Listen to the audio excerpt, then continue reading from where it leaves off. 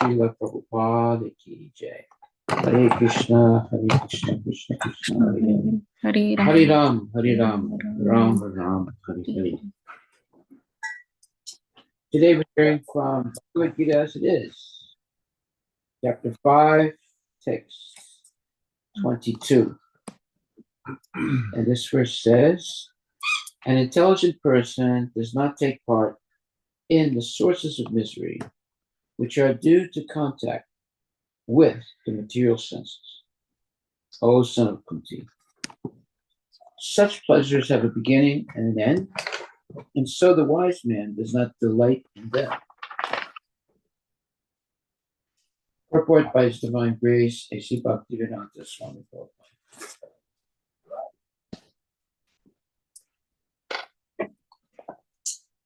Material sense pleasures are due to the contact of material senses, which are all temporary, because the body itself is temporary. A liberated soul is not interested in anything which is temporary. Knowing well the joys of transcendental pleasures, how can a liberated soul agree to enjoy false pleasure? In the Padma Purana, it is said, Ramante yogino nante satyananda chid atmani iti rama padena suro param brahma avidyate. The mystics derive unlimited transcendental pleasures from the absolute truth. And therefore, the supreme absolute truth, the personality Godhead, is also known as Rama.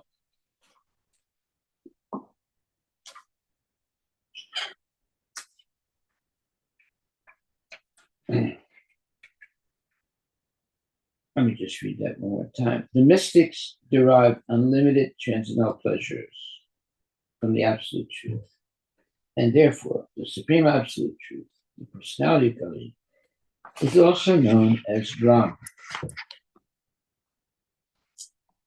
In the Srimad Bhagavatam, also 5.5.1, it is said, Nayam deho deha bhajam nirinoke kastam kamam arhate vidpujam ye tapo divyam putrakayena sattvam sudayet yasmad ramasokyam sanantam. And it says, my dear sons, there is no reason to labor very hard for sense pleasure while in this human form of life. Such pleasures are available to the stool eaters, meaning hogs. Rather, you should undergo penances in this life by which your existence will be purified. And as a result, you will be able to enjoy unlimited transcendental bliss. End of quote. Therefore, those who are true yogis or learned transcendentalists are not attracted by sense pleasures,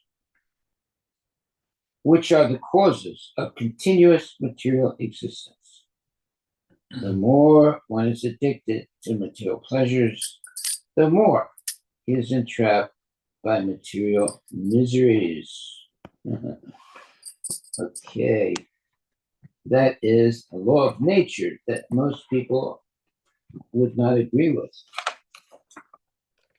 And let me just see something. It's very interesting.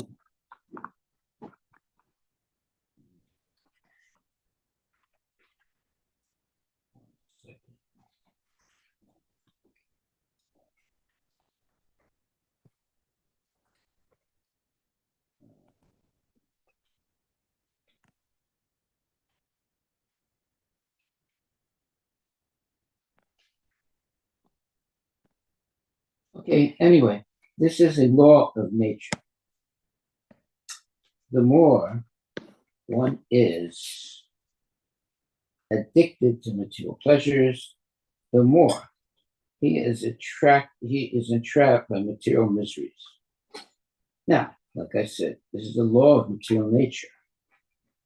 Unfortunately, most people do not agree with this. Why is that? Because of their ignorance. they don't read the Shastras like we are. We're reading Bhagavad Gita and Srimad Bhagavatam every day. So, for a devotee to give up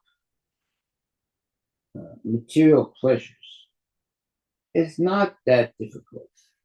Why? Because the material pleasures are substituted by transcendental pleasures.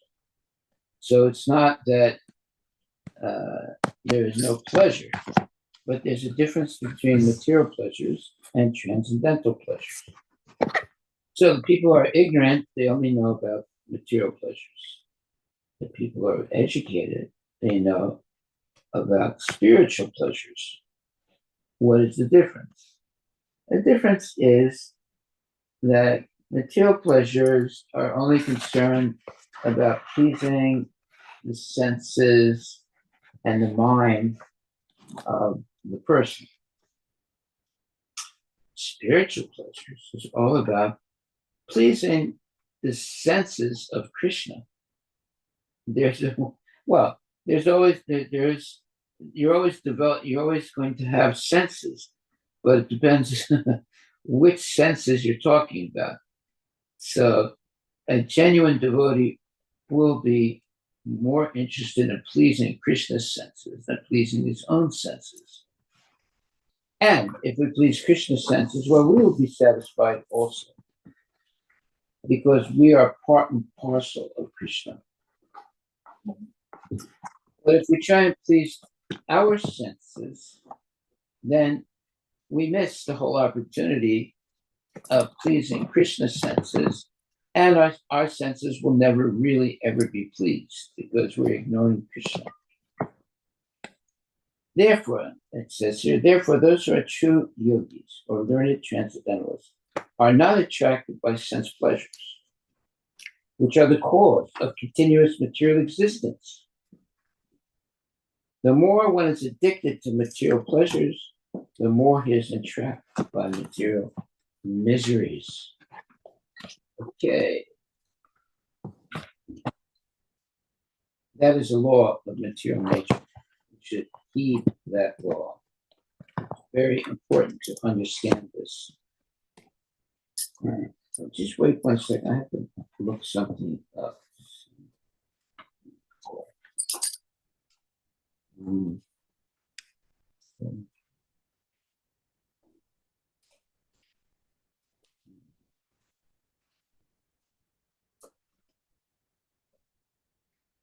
second.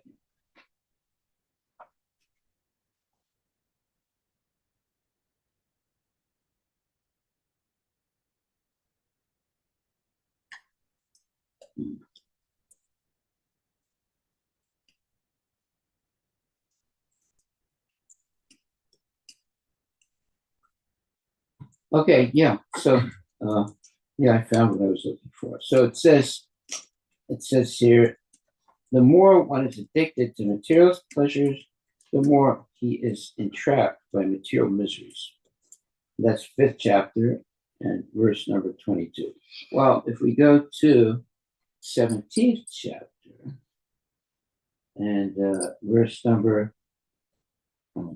16, it says, the more we think of sense enjoyment, the more the mind becomes dissatisfied. In the present age, we unnecessarily engage the mind in so many different ways for sense gratification. And so there is no possibility of the mind's becoming satisfied. The best course is to divert the mind to the Vedic literature, which is full of satisfying stories, as in the Puranas and the Mahabharata. One can take advantage of this knowledge and thus become purified. The mind should be devoid of duplicity, meaning cheating, lying, and so forth. And one should think of the welfare of all. Silence means that one is always thinking of self-realization. The person in Krishna consciousness observes perfect silence in this sense. Yeah, he doesn't talk nonsense, but that doesn't mean he never talks. He just doesn't talk nonsense. He always talks about Krishna. The person in Krishna consciousness observes perfect silence in this sense. Control of the mind means detaching the mind from sense enjoyment. One should be straightforward in his dealings and thereby purify his existence. All these qualities together constitute austerity in mental activities. So, there are, let's see, 1 second. Yeah, there's austerity of the body, there's austerity of speech, and there is, what does it say here? Austerity in mental activities. So, what are the austerities of the body? Austerity of the body consists in worship of the Supreme Lord, the Brahmanas, the spiritual master, and superiors like the father and mother, and in cleanliness, simplicity, celibacy, and non-violence. Purport. The Supreme Godhead here explains the different kinds of austerity and penance. First, he explains the austerities and penances practiced by the body. One should offer or learn to offer respect to God or the demigods, the perfect qualified brahmanas, and the spiritual master and superiors like father, mother, or any person who is conversant with Vedic knowledge. These should be given proper respect. One should practice cleansing oneself externally and internally, and he should learn to become simple in behavior. He should not do anything which is not sanctioned by the scriptural injunctions. He should not indulge in sex outside of married life, for sex is sanctioned in the scripture only in marriage, not otherwise. This is called celibacy. These are penances and austerities as far as the body is concerned. Well, it's easier to follow the penances and austerities as explained here than to lead a life of sense gratification. And not only will be happier, but you will also be healthier and you will have a more productive life. Therefore, what is the austerity of the body? It consists in worship of the Supreme Lord. That's very important. The Brahmanas, also you have to respect the Brahmanas, the spiritual master, you have to respect the spiritual master, and superiors like the father and mother, you have to respect them. And in cleanliness, simplicity, celibacy, and non-violence. Well, if one practices celibacy, then easily they can maintain cleanliness, simplicity, and non-violence. But if they can't maintain celibacy, they will become contaminated, their life will be complicated, and they will sometimes resort to violence because of their overwhelming desire or their, what you would call it, too much meditation on sense gratification. Purport by Srila Prabhupada. So this is chapter 17, verse 14. The Supreme Godhead here explains the different kinds of austerity and penance. First, he explains the austerities and penances practiced by the body. One should offer or learn to offer respect to God or to the demigods, the perfect qualified brahmanas and the spiritual master and superiors like father, mother, or any person who is conversant with Vedic knowledge. These should be given proper respect. One should practice cleansing oneself externally and internally, and he should learn to become simple in behavior. He should not do anything which is not sanctioned by the scriptural injunctions. He should not indulge in sex outside of married life, for sex is sanctioned in the scripture only in marriage, not otherwise. This is called celibacy. These are penances and austerities as far as the body is concerned. So it's a wonderful purport, chapter 17 and verse number 14. Okay, now besides that, there's what's called austerity of speech. Anudvega karam vakyam satyam priya hitam chayat swadhyaya vyasanam chaiva vanmayam tapat uchite. Austerity of speech consists in speaking words that are truthful, pleasing, beneficial, and not agitating to others, and also in regularly reciting Vedic literature. Well, that's what we're doing every day. Mm-hmm. Purport by Srila Prabhupada: one should not speak in such a way as to agitate the minds of others. Of course, when a teacher speaks, he can speak the truth for the instruction of his students. But such a teacher should not speak to those who are not his students if he will agitate their minds. Now, that's a major statement, misunderstood by many people. That's why so many people get into arguments. Besides that, one should not talk nonsense. The process of speaking in spiritual circles is to say something upheld by the scriptures. One should at once quote from scriptural authority to back up what he is saying. At the same time, such talk should be very pleasurable to the ear. By such discussions, one may derive the highest benefit and elevate human society. There is a limitless stock of Vedic literature, and one should study this. This is called penance of speech. Well, that's a very important statement. The process of speaking in spiritual circles is to say something upheld by the scriptures. So when we speak, especially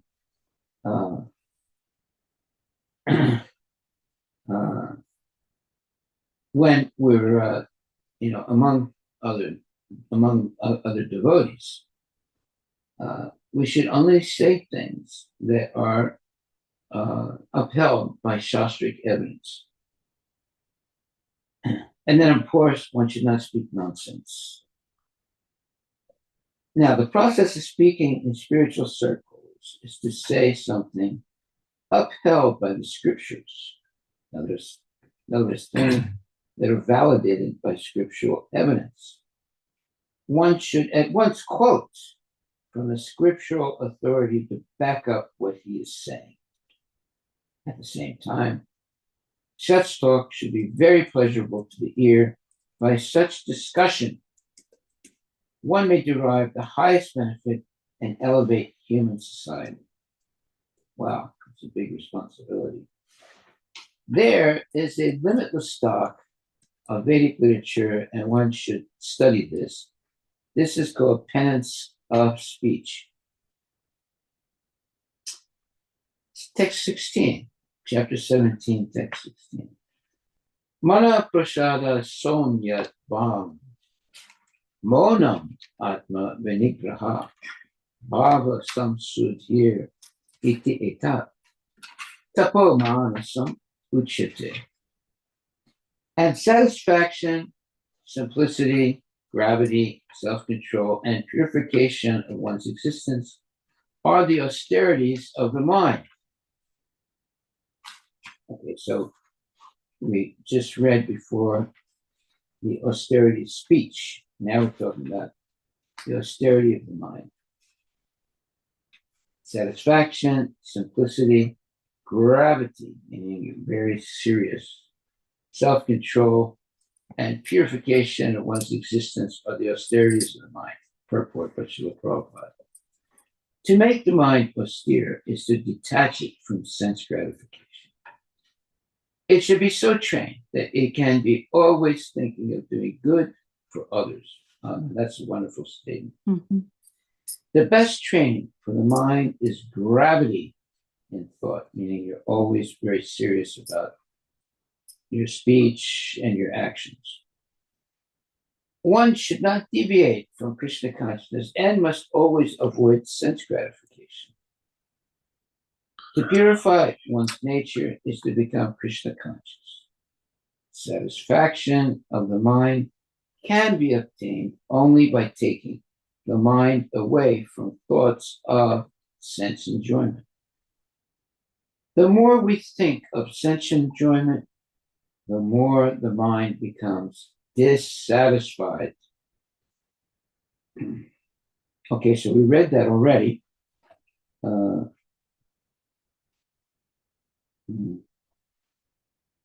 Anyway, we'll come back to it. The more we think of sense enjoyment, the more the mind becomes dissatisfied. Let's see. 1 second, 2012.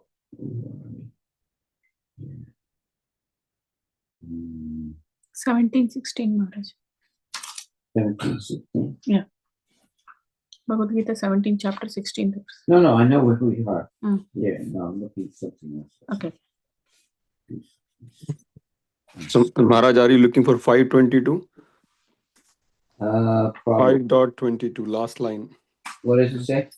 The more, the more one is addicted to the material pleasures, the more he is entrapped by material miseries. Exactly right. Okay, so 5.22. I'm just trying to see if I have it written down in my book. Okay, let me just write it down. Yeah, it's the last line, Maharaj, in the purport. Yeah. 1 second.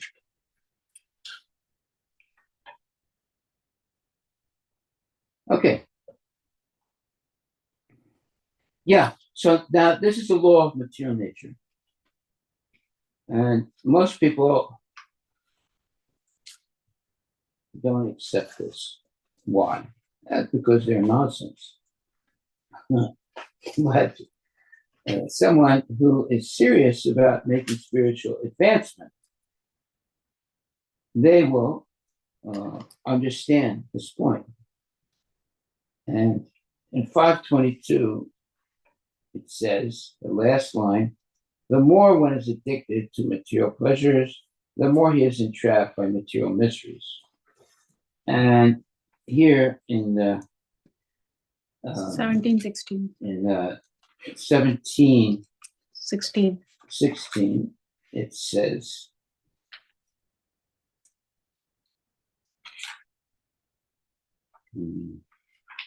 what does it say?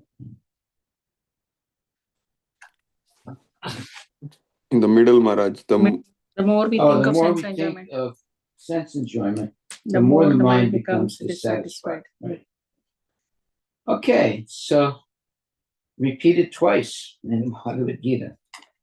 That means it's really important. If we want to have a simple and pure spiritual consciousness, we should be very, very dedicated to simple living, high thinking, always thinking about how we can free ourselves from sense gratification and do good to others. So the more one is addicted to material pleasures, More one. the more he is entrapped by material miseries. So that should be our motto. We should understand that these material pleasures are what you would say the segue toward entrapment and material miseries. Look up that word segue. That's a good word. It's a good statement, segue. The more one is addicted to material pleasures, the more he's entrapped by material miseries. And then in the 17th chapter, verse number 16, it says also, there's a repeat of this, the more we think of sense enjoyment, the more the mind becomes dissatisfied. In the present age, we unnecessarily engage the mind in so many different ways for sense gratification. And so there is no possibility of the mind becoming satisfied. The best course is to divert the mind to the Vedic literature, which is full of satisfying stories, as in the Puranas and the Mahabharata. One can take advantage of this knowledge and thus become purified. The mind should be devoid of duplicity, and one should think of the welfare of all. Silence means that one is always thinking of self-realization. The person in Krishna consciousness observes perfect silence in this sense. Control of the mind means detaching the mind from sense enjoyment. One should be straightforward in his dealings and therefore purify his existence. All these qualities together constitute austerity in mental activities. Yes. Segue. To transition without interruption from one topic to another. To change the topic so smoothly that people might not even notice. To move without stopping from one topic or activity to another. Mm-hmm. Yeah, so the more one is addicted to material pleasures, the more he is entrapped by material miseries. And then later on it says, the more we think of sense enjoyment, the more the mind becomes dissatisfied. So, we should always segue from material considerations to spiritual concerns. Mm. We shouldn't always be concerned only with material issues.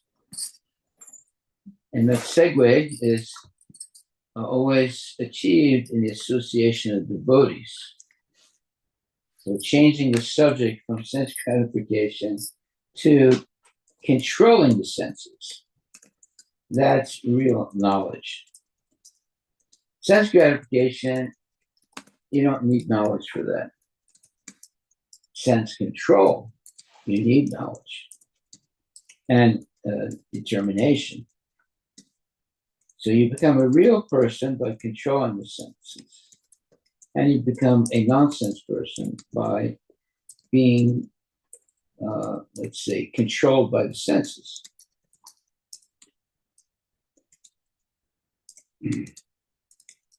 Okay. So in this purport, 1716, it says, and satisfaction, simplicity, gravity, self-control, and purification of one's existence are the austerities of the mind. Well, many people have trouble controlling the mind. So here's an explanation of how to make the mind austere. The purport, it says, to make the mind austere is to detach it from sense gratification. It should be so trained that it can be always thinking of doing good for others. The best training for the mind is gravity in thought, meaning very serious thought. One should not deviate from Krishna consciousness and must always avoid sense gratification. To purify one's nature is to become Krishna conscious.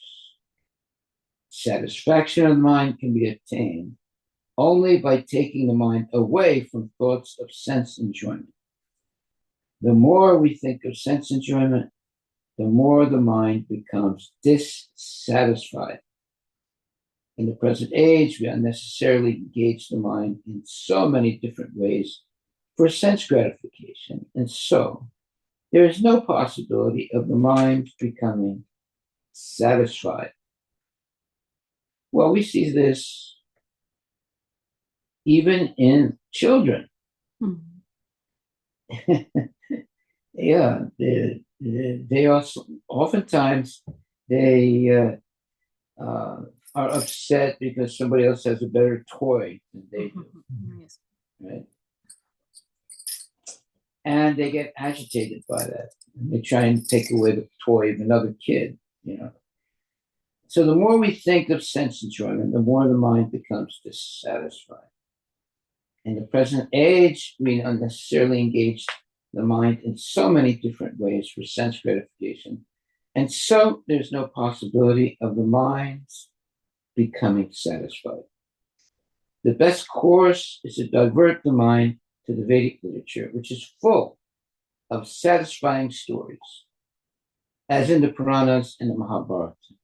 One can take advantage of this knowledge and thus become purified. Well, what's in the Puranas and the Mahabharata? Well, the Battle of Kurukshetra in the Mahabharata. So it's like, you know, all the difficulties that the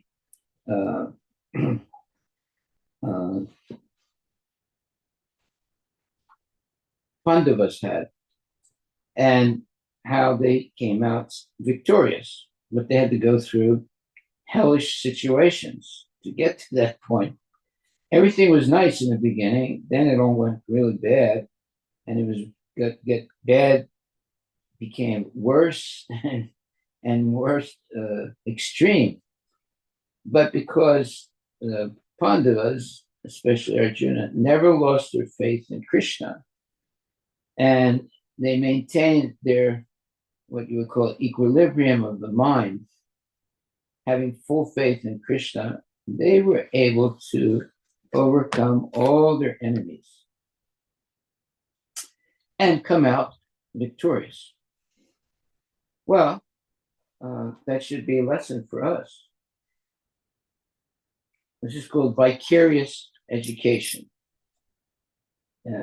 By reading about the Pandavas, let's say, experiences, we learned the lesson that if we not give up faith in Krishna and depend completely on the Lord and continue our regulated devotional service, no matter how bad the situation is, we will be protected and we will eventually have complete control of the mind and the senses and peace in our life. We should have that faith. On the other hand, we should understand the more we think of sense enjoyment, the more the mind becomes dissatisfied. So therefore, the best course is to divert the mind to the Vedic literature. Well, that's what we're doing every day, at least twice a day, which is full of satisfying stories, as in the Puranas and the Mahabharata. One can take advantage of this knowledge and thus become purified. The mind should be devoid of duplicity, no cheating, lying, and one should think of the welfare of all. Well, that is the symptom of a genuine devotee. It's always thinking of the welfare of all. Silence means that one is always thinking of self-realization. That's a very nice statement. That doesn't mean you don't say anything, but you're always thinking of self-realization and you're always speaking things that are bona fide. The person in Krishna consciousness observes perfect silence in this sense. That doesn't mean they remain silent. It means that they only speak things that are related to Krishna. The person in Krishna consciousness observes perfect silence in this sense. Control of the mind means detaching the mind from sense enjoyment. One should be straightforward in his dealings and thereby purify his existence. All these qualities together constitute austerity and mental activities. Hare Krishna, Krishna Krishna, Hare Hare, Hare Rama, Rama Rama. Okay, so we were reading from chapter 17, text number 16. Any questions anybody has? Of course, the verse today was chapter 5, 22. verse number 22. Mhm.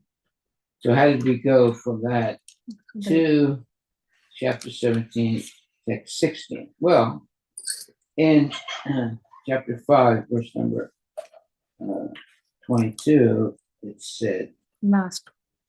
the more one is addicted to material pleasures, the more he is entrapped by material miseries. And in 17:16, it says, the more we think of sense enjoyment, the more the mind becomes dissatisfied. It's very nice. All glories to Srila Prabhupada ki jai. So we should keep our mind always engaged in Krishna consciousness, and that way we'll not get addicted to material pleasures or entrapped by material miseries. And our mind will not be dissatisfied. Hare Krishna. Solution to all problems, mental problems, given in these two verses, 17:16 and 5:22. Bhagavad Gita. Solution to what, Maharaj? Solution to all mental problems. A lot of people have mental problems. Here's a solution.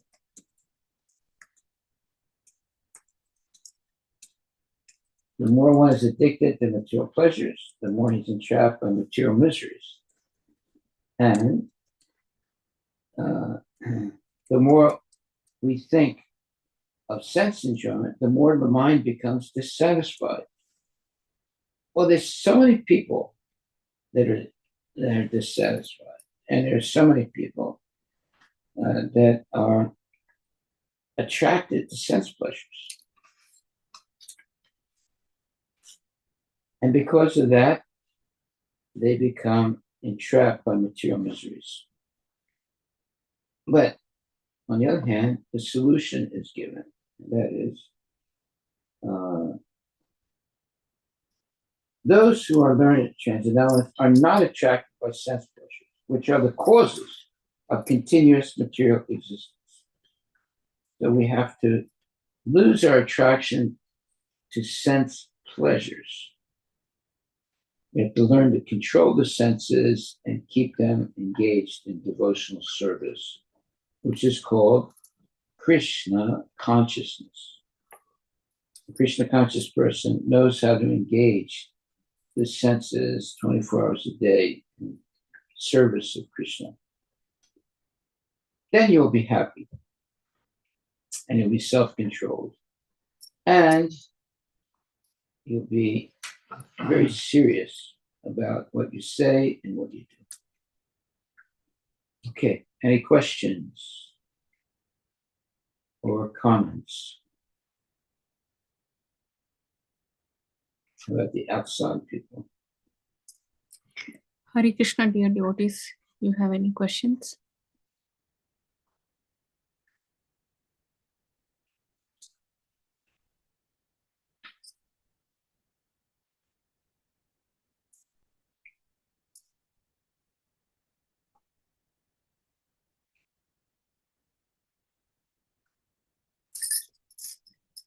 No, Maharaj. Okay, my dear devotees, no questions, no answers. So please,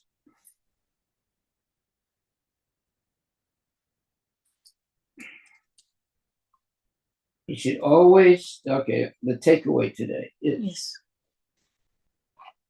Yes. one should think of the welfare of all. That's it.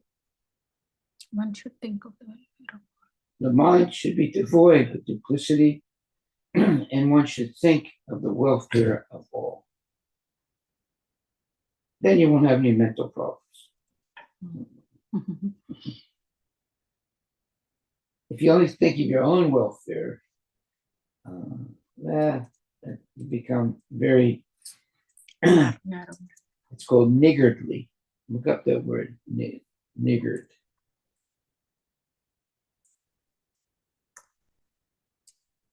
What is that? What does it say? Niggard. N-I-G-G. What? What is the spelling, Maharaj? Niggard. N-I-G. G-G-A-R-D. Ungenerous. Huh? Ungenerous. Stingy. Yeah. Yeah. Yeah. So if you're a niggardly person, you won't think of the welfare of all. You'll be too involved in your own sense gratification. What is the definition again of niggardly? Stingy. Stingy, yeah. Ungenerous. Ungenerous.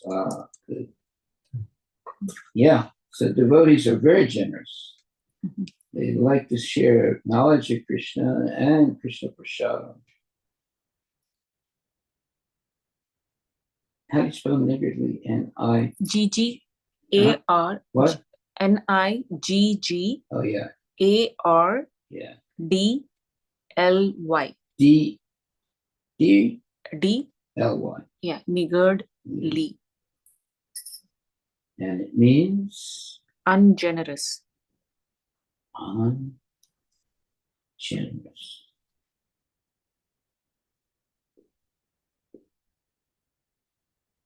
Yeah, good to know that word, isn't it? You ever heard that word? No, Word niggardly? No. Yeah. It's not like related to the word nigger. Yeah.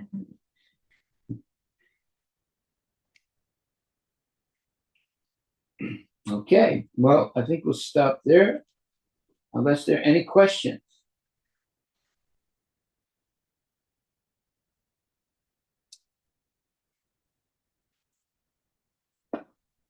Okay, well, thank you very much, my dear devotees.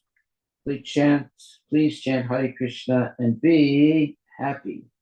Hare Krishna, Hare Krishna, Hare Krishna, Krishna Krishna, Hare Hare, Hare Rama, Hare Rama, Hare Hare Rama, Rama. Rama Rama, Hare Hare. Hare. Bhagavad Gita, Grantaraj ki jai, Srila Prabhupada ki jai. All glories to Srila Prabhupada. Haribol.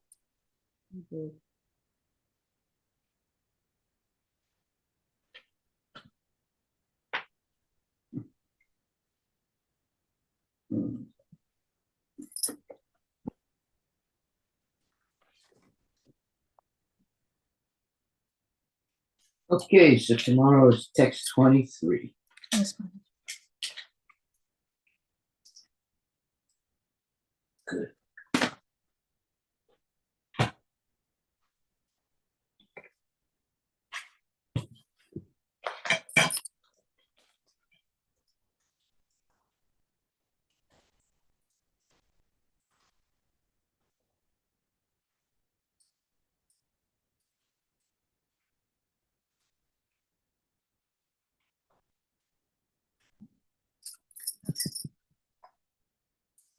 Thank you. Should we end the class, Maharaj? What? Should we end the class? Yeah.